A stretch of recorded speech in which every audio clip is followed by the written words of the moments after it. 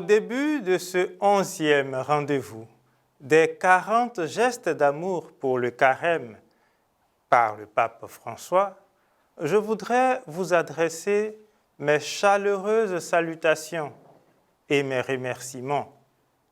Merci pour toutes les aides reçues dans la production de ces éléments. Ensemble, ce jour, nous allons nous arrêter un tout petit peu pour essayer de voir comment aider quelqu'un, surtout s'il est dans le besoin. Aider quelqu'un signifie lui apporter son concours, joindre ses efforts aux siens dans ce qu'il fait. En d'autres mots, c'est être utile à la personne, faciliter son action. Partant de cela, je vous laisse faire toutes les déclinaisons possibles quand il s'agit d'aider quelqu'un dans le besoin. Juste un petit regard, oui, juste un petit regard autour de nous, dans notre environnement proche, et nous nous apercevrons que quelqu'un est confronté à des difficultés, que quelqu'un est dans le besoin. Et parfois, le constat nous frappe à plein visage, un peu comme avec l'histoire de cet homme riche de la Bible qui voyait le pauvre Lazare devant sa porte chaque jour, dit le texte, mais qui malheureusement ne remarquait pas le besoin de Lazare.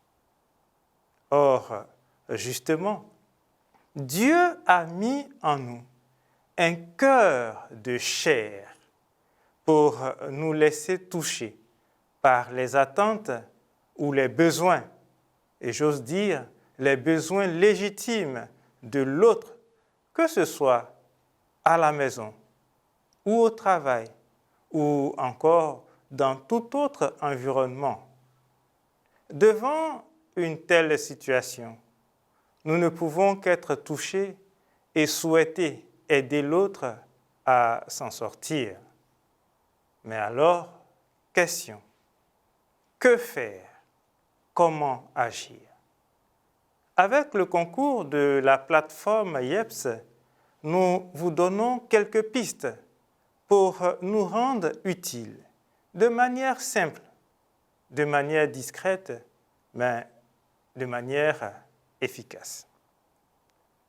Première piste, écouter et soutenir.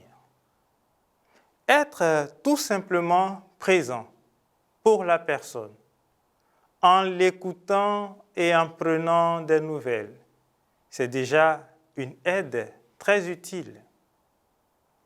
Être en difficulté peut pousser certaines personnes à s'isoler, à se renfermer et quelquefois à baisser les bras. Votre soutien peut lui permettre de se sentir moins seul et de lui donner de l'énergie pour remonter la pente et trouver des solutions.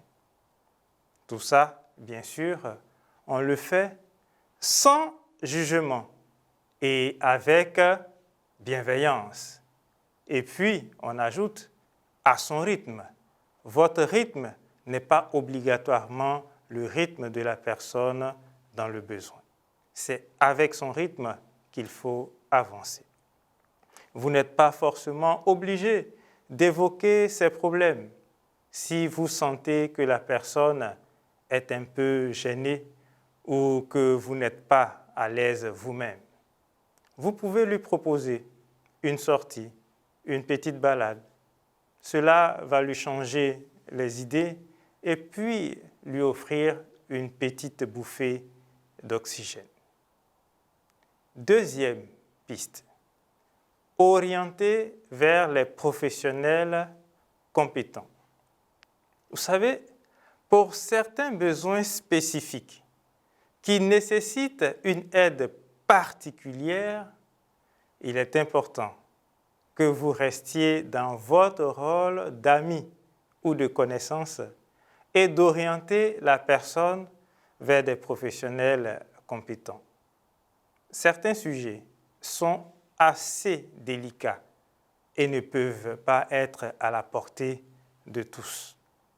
Certaines situations également sont parfois assez particulières pour nécessiter une action justement particulière.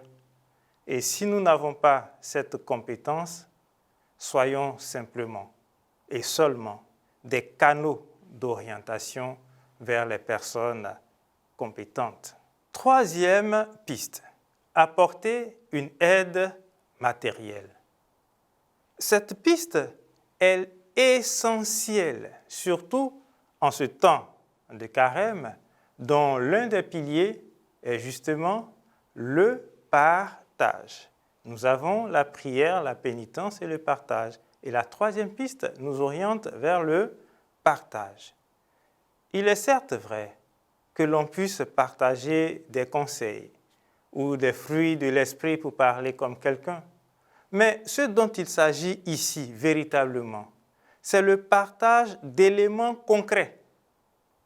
Argent, habits, chaussures, mobilier, équipements, produits alimentaires et autres. Et j'ajoute, tout cela en bon état, comme nous en avons déjà parlé. Et ça doit se faire avec tact et délicatesse. Je le répète, une aide ne doit pas être une source de perte de dignité de la personne aidée. Jamais. N'oublions pas le verset 3 du 6e chapitre de l'Évangile de Jésus-Christ selon saint Matthieu qui dit « Que ta main gauche ignore ce que donne ta main droite. » Malheureusement, nous vivons dans une culture nouvelle où la notion et le fait d'aider l'autre dans le besoin disparaît de plus en plus. Nous sommes venus en détail, chacun pour soi et Dieu le pousse. C'est à mon tour de profiter. Autant d'expressions bien ivoiriennes qui donnent à réfléchir. Non, soyons concrets. Plus de discours, aidons. Quatrième piste, informer et aider à certaines démarches. Vous connaissez des astuces, des aides, des dispositifs qui sont susceptibles d'aider la personne. Ne vous privez pas de l'en informer. Vous avez des pistes, ou pour parler comme quelqu'un d'autre, des pistons pour que la personne puisse trouver un boulot. Faites-en le profiter. En somme, il n'est pas nécessaire, oui, d'être un grand philanthrope pour se rendre utile et aider les gens autour de nous pour que ces personnes puissent mieux vivre. Dans une ère où il existe encore beaucoup d'inégalités, qui continuent d'ailleurs à se creuser chaque jour, il est possible au quotidien de faire, nous, notre part, par de multiples petits actes. L'effet de boule de neige peut opérer et améliorer la vie, petit à petit, de l'ensemble de notre famille, de notre entourage, de notre village, de notre ville et de notre société. L'accès à une vie décente et à la dignité sont des droits dont tous les citoyens devraient pouvoir jouir au quotidien. Si malheureusement les mots partage et solidarité sont de moins en moins évidents à concrétiser, et justement parce que nous sommes dans un monde individualiste où tout va rapidement, mes frères, mes sœurs, il existe encore des façons simples d'apporter une aide, un petit plus aux personnes autour de nous qui sont dans le besoin. Ne nous détournons pas de cette réalité qui, en plus de grandir le nom de Dieu, fait du bien à l'autre et procure bien-être à celui qui aide. Que nous puissions avoir assez de force intérieure pour passer à l'acte véritable. Que Dieu nous y aide et à bientôt.